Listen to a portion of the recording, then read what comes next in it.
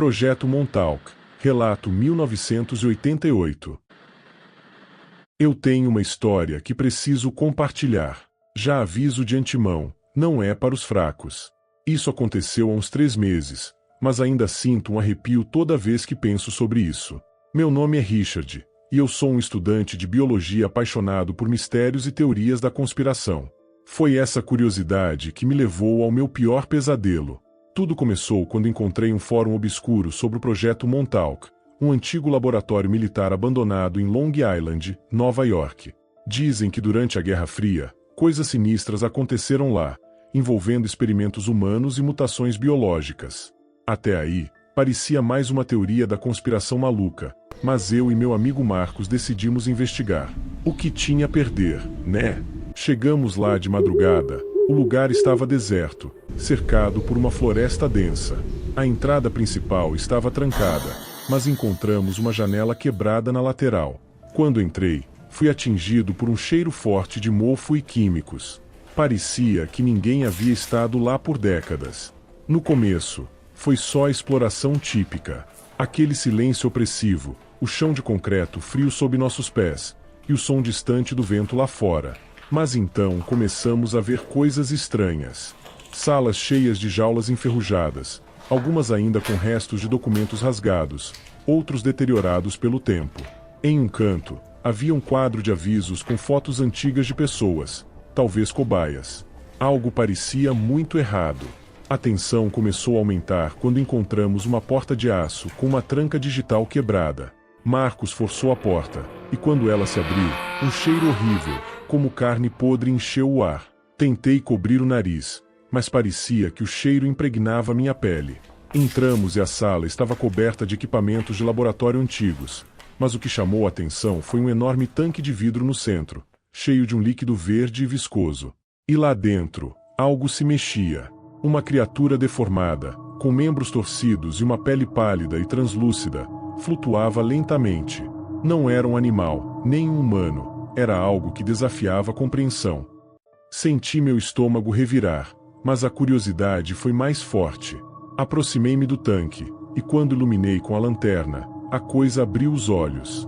Eram vermelhos e brilhantes, cheios de uma espécie de malícia primitiva, e era como se estivesse consciente.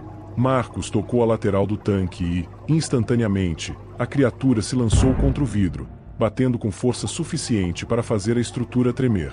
Recuei, quase tropeçando, e um alarme começou a soar, ecoando pelos corredores vazios.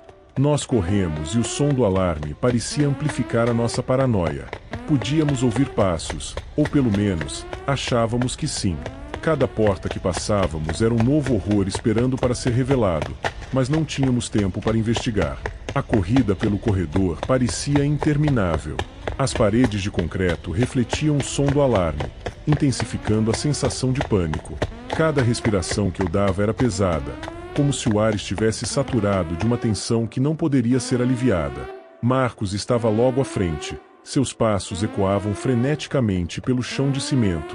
De repente, o alarme cessou. Um silêncio denso e esmagador tomou conta do ambiente, mais aterrorizante do que o som ensurdecedor de antes. Paramos por um momento, tentando ouvir qualquer sinal de perseguição, mas o que encontramos foi algo muito pior: o silêncio absoluto. Richard, você ouviu isso? Marcos sussurrou. O medo era evidente em sua voz. Não, eu não ouvi nada. Minha resposta foi automática, mas não menos aterrorizante. Qualquer coisa seria melhor do que aquele vazio. Continuamos andando, nossos passos cautelosos, nossos olhos vasculhando cada canto escuro. Cada ruído, por menor que fosse, nos fazia tremer, e então escutamos um rangido distante, uma gota caindo de algum cano enferrujado. Tudo parecia ter uma intenção maligna. Chegamos a um cruzamento de corredores. A falta de orientação era completa. Todos os caminhos pareciam iguais, infinitamente longos e sombrios. Optamos pela direita, um impulso instintivo que logo lamentaríamos. À medida que avançávamos, a sensação de estar sendo observados crescia. Era como se algo, ou alguém, estivesse à espreita, esperando o momento certo para atacar. O corredor terminava em uma escada que descia para as entranhas do laboratório. A escuridão abaixo parecia engolir a pouca luz do local. Nossa hesitação era gigantesca, mas a única alternativa era voltar para a sala com o tanque de vidro. Temos que descer, disse Marcos. Então, descemos a escada. Cada degrau era um lembrete do quão profundamente estávamos nos enterrando em nosso pesadelo. O ar ficava mais frio e úmido à medida que descíamos, carregando consigo um cheiro metálico de ferrugem e algo mais, algo podre. No fundo, encontramos um novo corredor, este forrado com portas de aço pesadas, algumas entreabertas. Olhávamos de relance para dentro, vendo equipamentos médicos antigos, camas enferrujadas e mais jaulas. Tudo parecia abandonado há décadas, mas a sensação de que algo recente havia passado por ali era inegável. Em uma das salas, encontramos um painel de controle antigo, coberto de botões e mostradores quebrados. Uma luz vermelha piscava intermitentemente, e ao lado, um microfone antigo com marcas de dentes, como se alguém tivesse mordido com força. Tem alguém aqui? Sussurrei, sentindo o pavor tomar conta da minha mente. Marcos se aproximou do microfone, talvez esperando encontrar alguma forma de comunicação. Ele hesitou antes de falar. Alô, tem alguém nos ouvindo? Por um momento, tudo ficou em silêncio. Então, um estalo elétrico, seguido de uma voz fraca e distorcida, que parecia vir de todos os cantos ao mesmo tempo, disse: "Vocês não deveriam estar aqui."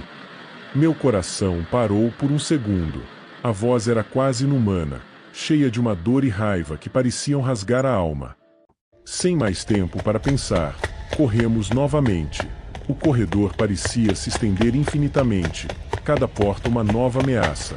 Entramos em uma sala à nossa esquerda, tentando nos esconder. A porta se fechou com um estrondo, e percebi tarde demais que estávamos presos. A sala era pequena e abarrotada de arquivos e fitas antigas. A única iluminação vinha de uma lâmpada fraca no teto, que piscava sem parar, como se a qualquer momento fosse se apagar para sempre.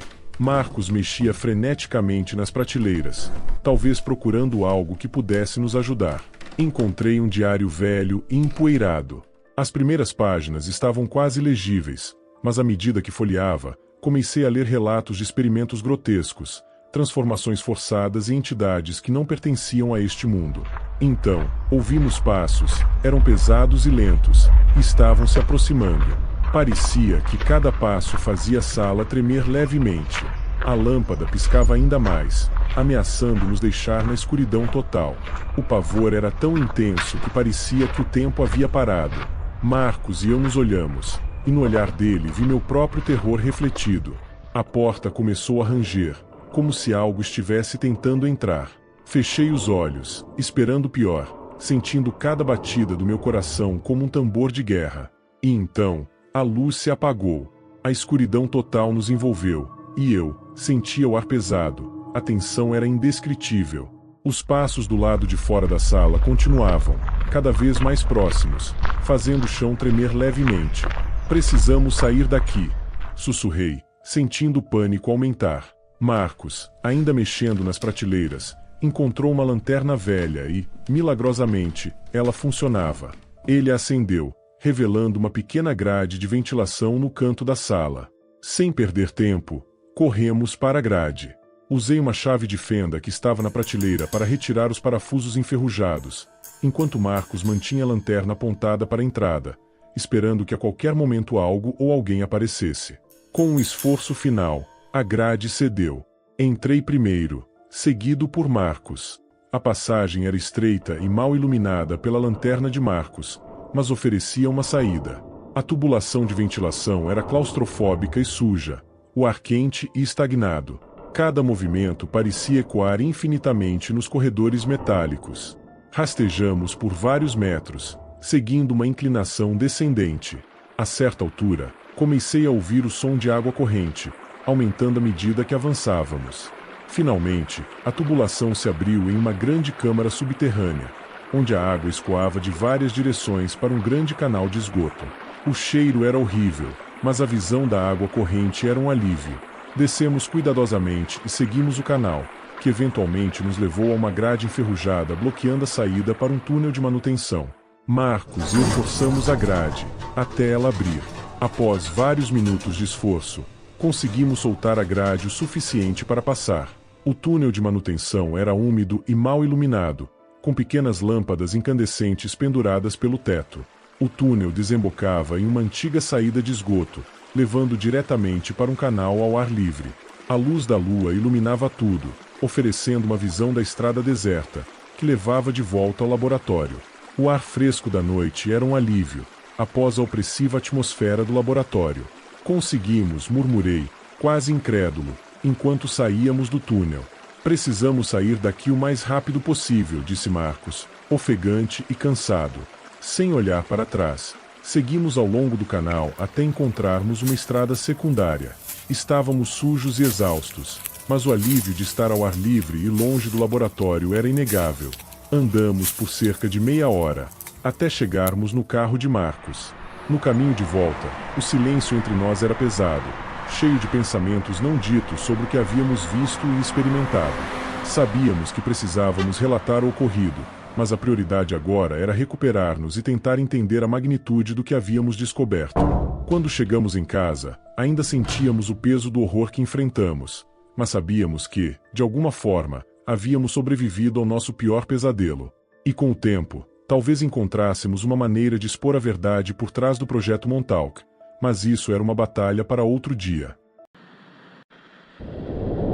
Se gostou do conteúdo, deixe o like, comente e compartilhe para ajudar o canal.